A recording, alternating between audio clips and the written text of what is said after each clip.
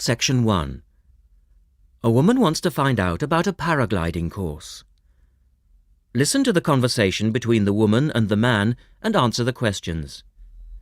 First, you have some time to look at questions 1 to 7.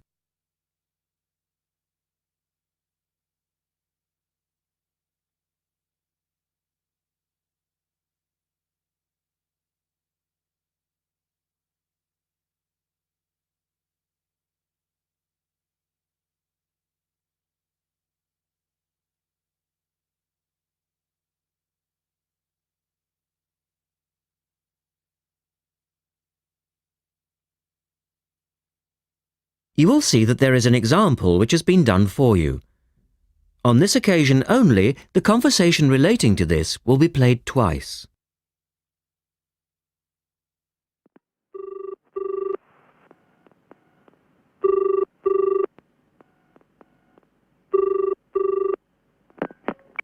Hello, Paragliders Paradise. How can I help you?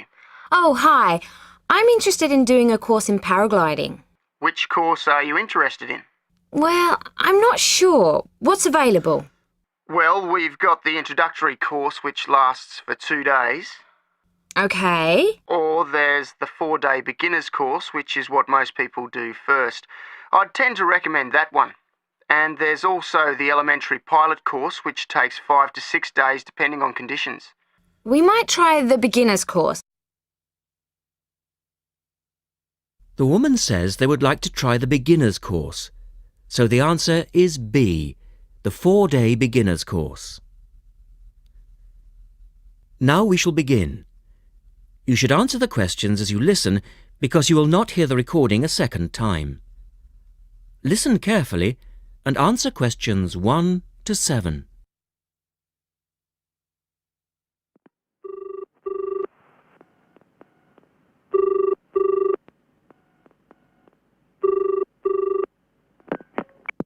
Hello, Paragliders Paradise. How can I help you?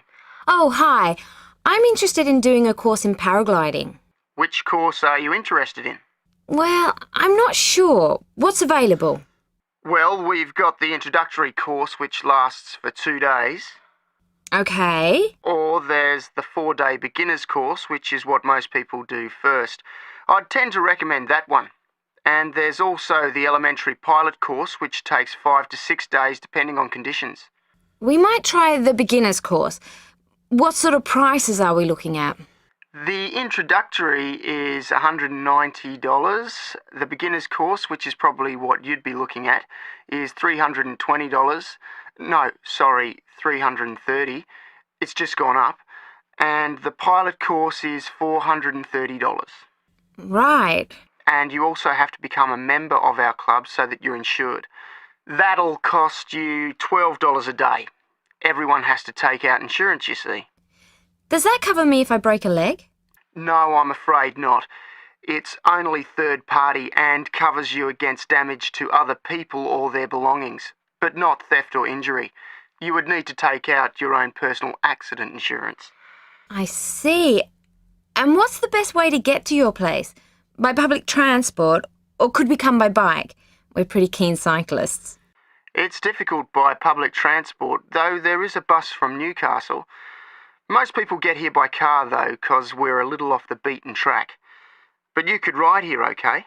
I'll send you a map. Just let me take down a few details. What's your name? Maria Gentle. And your address, Maria? Well, I'm a student staying with a family in Newcastle. So it's care of... Care of Mr. and Mrs. McDonald. like the hamburgers. Yes, exactly. McDonald. The post office box address is probably best. It's P.O. Box 676, Newcastle. Is there a fax number there? Because I could fax you the information. Yes, actually there is. It's 0249, that's for Newcastle, and then 775431. Okay, now if you decide to do one of our courses, you'll need to book in advance and to pay when you book. How would you be paying? By credit card, if that's okay. Do you take Visa? Yes, fine. We take all major cards, including Visa. Okay then. Thanks very much. The girl is telling her friend about the course. Look at questions 8 to 10.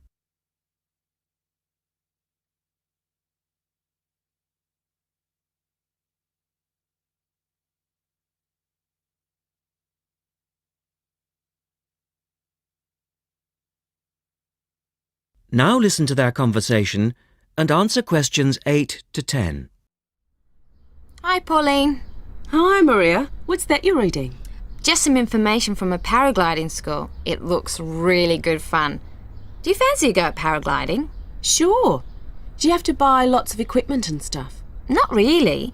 The school provides the equipment, but we'd have to take a few things along. Such as? Well, it says here, clothes, wear stout boots, so no sneakers or sandals, I suppose, and clothes suitable for an active day in the hills. Preferably a long-sleeve t-shirt. That's probably in case you land in the stinging nettles.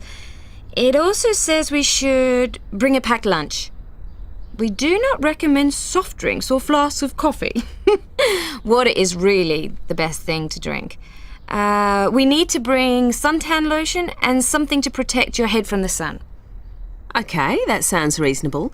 And where would we stay? Well, look, they seem to operate a campsite too, because it says here that it's only $10 a day to pitch a tent.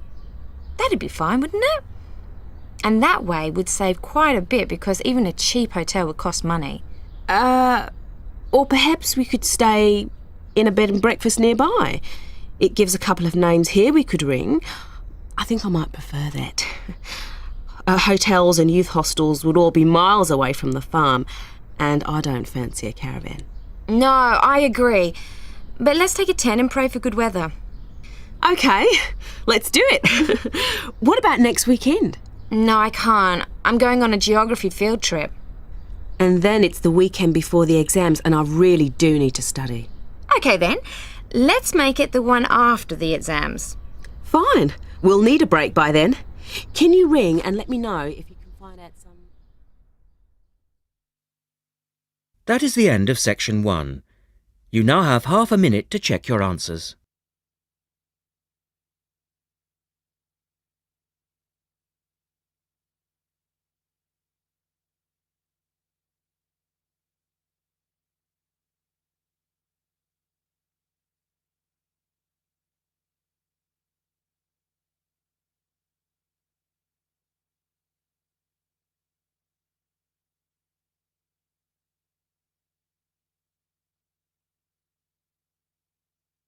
Now turn to section 2 on page 32. Section 2. You will hear a reporter talking on the radio about old racing cars. First, look at questions 11 to 16.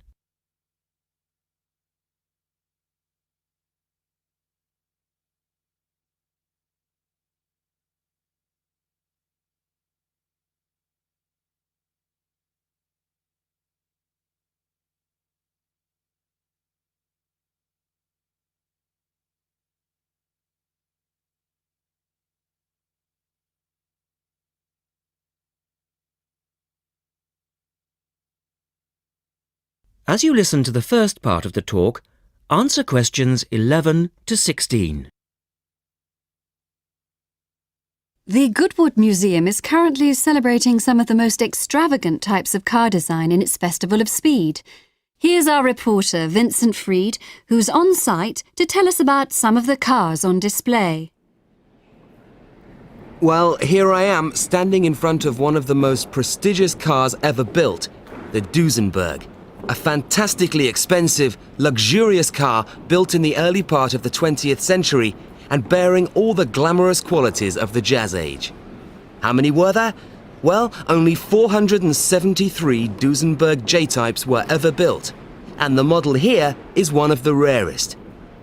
Each had a short 125-inch chassis or framework, and the body was always in the form of an open two-seater. The technology behind the car's 6.9-litre engine was extraordinary. It featured capsules of mercury in the engines to absorb vibration and provide an incredibly smooth ride. In fact, these cars offered unparalleled performance. In an age when 160 kilometers per hour was considered very fast, the Duesenberg promised a top speed of 180 kilometers per hour and could do 140 kilometers per hour in second gear. Duesenberg, who designed the car, sold it as a frame and engine. This was typical of the age again, and many prestige manufacturers such as Rolls-Royce did exactly the same.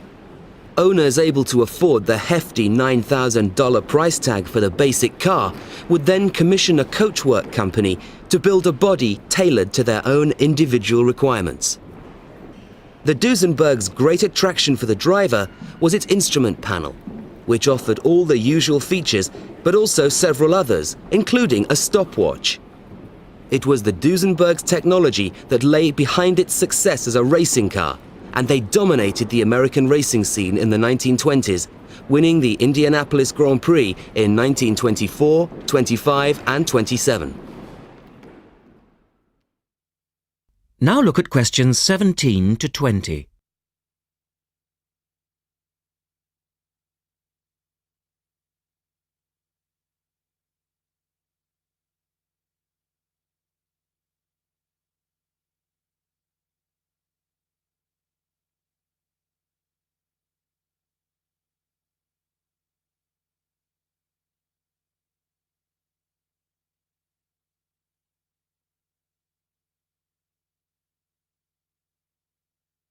As the talk continues, answer questions 17 to 20. On to another celebrity, the 1922 Leia Helica. Only 30 of these French propeller cars were built, and the model here at Goodwood, which was the fourth to be made, is thought to be the only surviving example still capable of running. The brains behind this car was Marcel Leia, who was an aviation pioneer first and foremost, and the influence of flying is quite apparent in the car. The Leia very strongly resembles a light aircraft with its front propeller, but in this case, it's minus any wings, of course. It's quite odd to think that this car was whirring through France just as the Duesenberg was blasting down roads at 160 kilometers per hour across the Atlantic. The Leias were used regularly in France in the 1920s, and were even produced in saloon and van form, as well as two-seater. The Leia matched its propeller drive with its equally bizarre steering, which used the rear rather than the front wheels. But despite looking rather frail, it was a tough machine. In fact, when troops tried to steal it during the Second World War, the car's baffling design was clearly beyond the would-be thieves, and it ended up being driven into a tree, breaking the propeller. And now for the Firebird. This extraordinary car was first... That is the end of section 2. You now have half a minute to check your answers.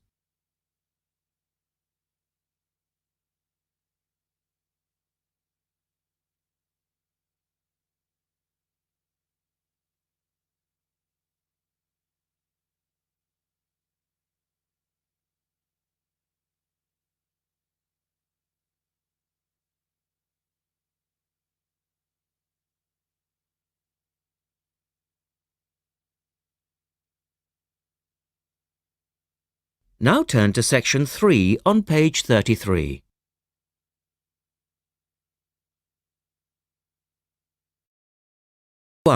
Section 3. In this section, you will hear a discussion between two students, Rosie and Mike, and a university tutor. In the first part of the discussion, they're talking about a survey they have conducted on local entertainment. First, look at questions 21 to 26.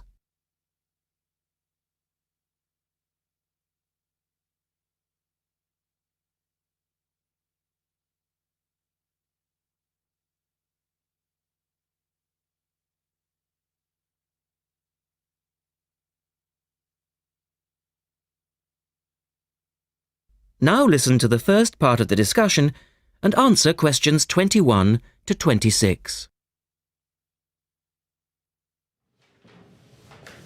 Good morning, everyone.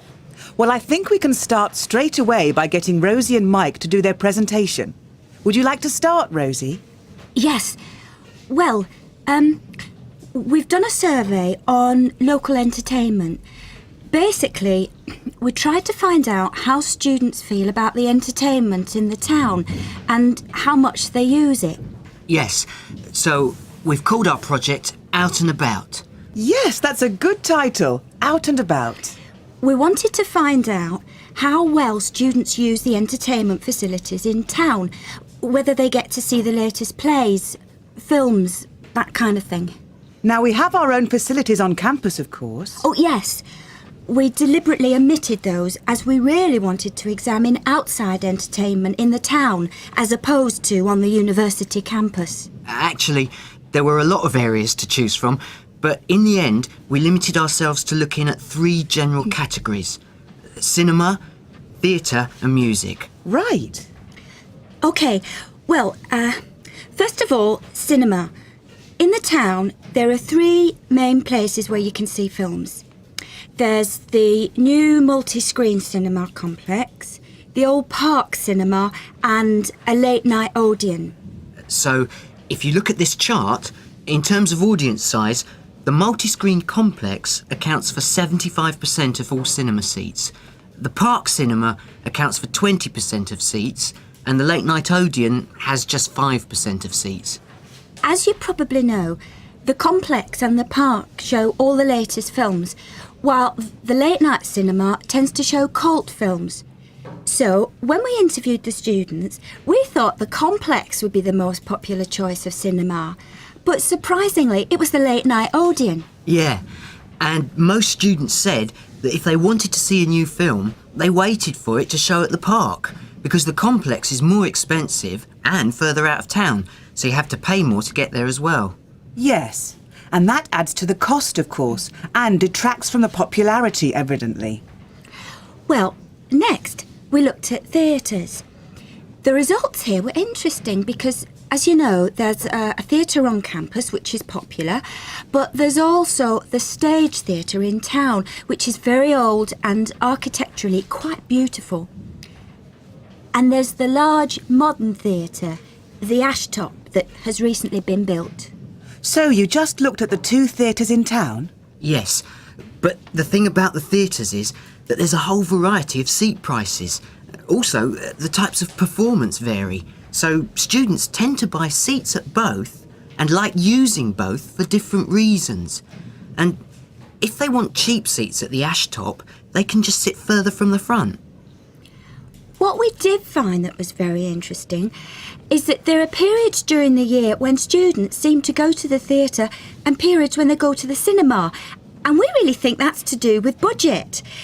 If you look at this graph, you can see that there's a peak around November, December when they go to the theatre more, and then a period in April, May when neither is particularly popular. And then theatre viewing seems to trail off virtually, while the cinema becomes quite popular in June, July. I think you're probably right about your conclusions.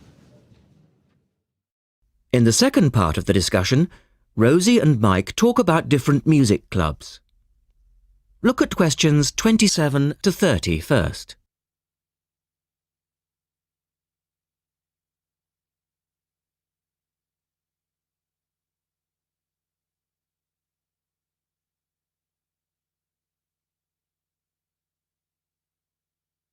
As you listen to the discussion, complete the chart about the different music clubs.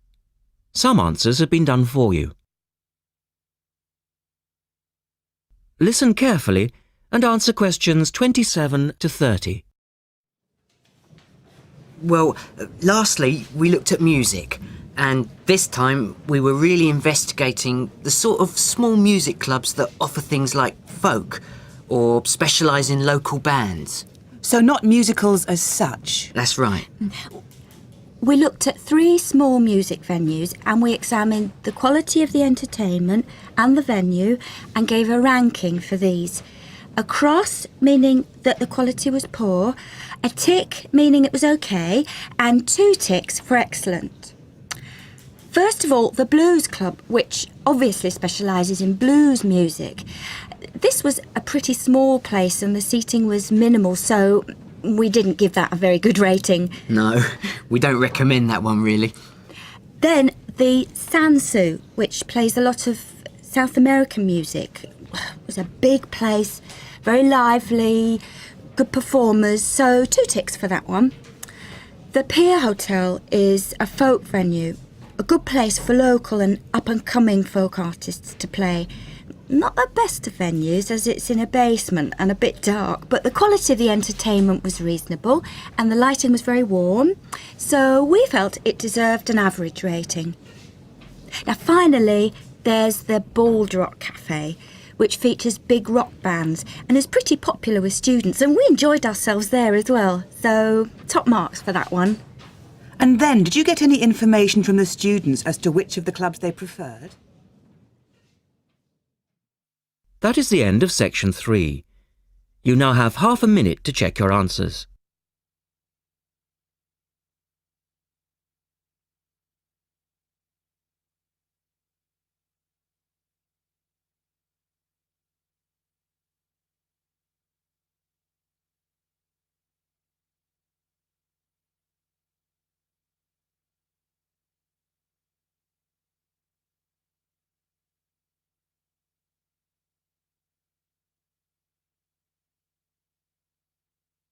Now turn to section 4 on page 35.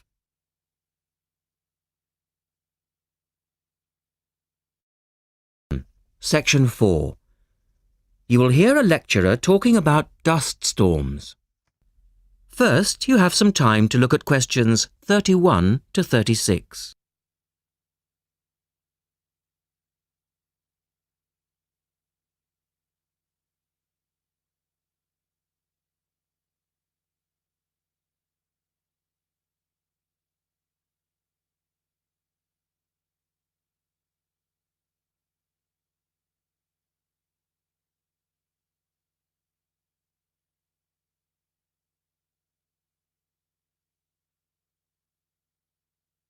Now listen carefully and answer questions 31 to 36. In the last lecture, we looked at the adverse effects of desert dust on global climate. Today, we're going to examine more closely what causes dust storms and what other effects they can have. As you know, dust storms have always been a feature of desert climates, but what we want to focus on today is the extent to which human activity is causing them.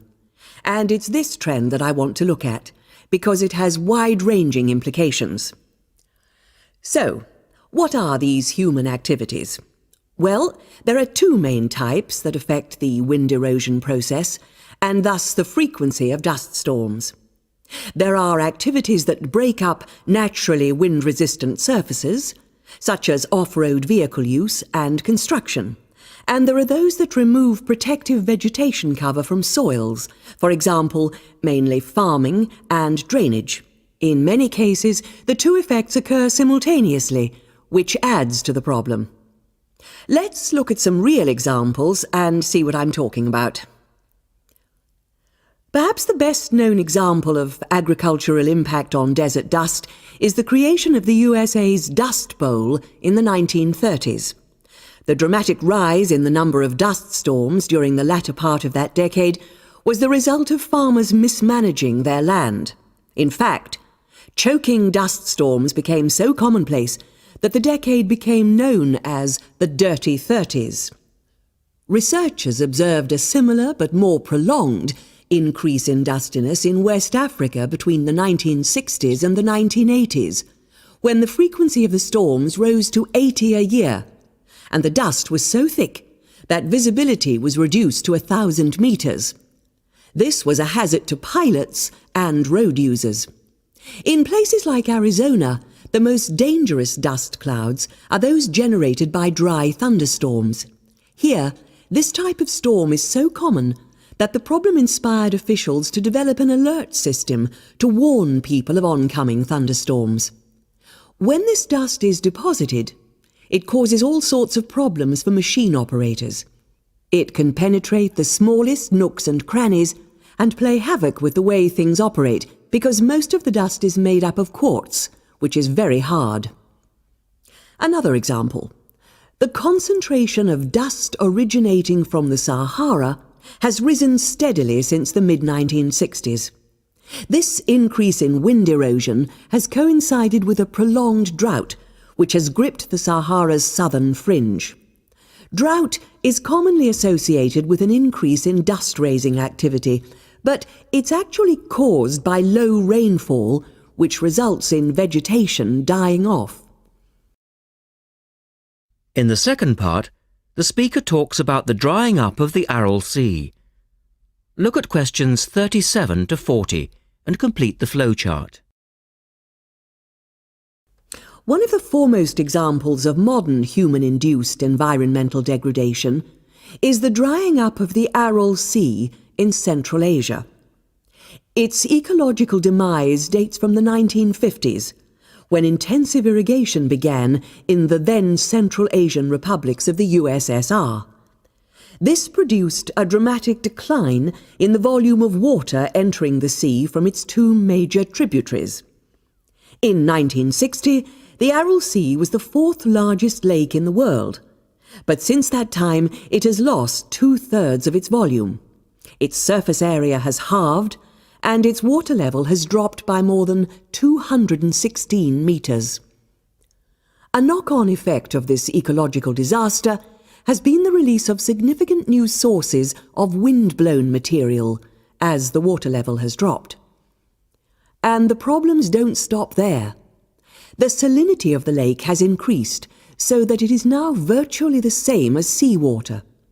This means that the material that is blown from the dry bed of the Aral Sea is highly saline.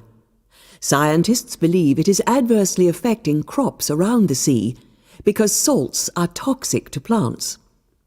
This shows that dust storms have numerous consequences beyond their effects on climate, both for the workings of environmental systems and for people living in drylands.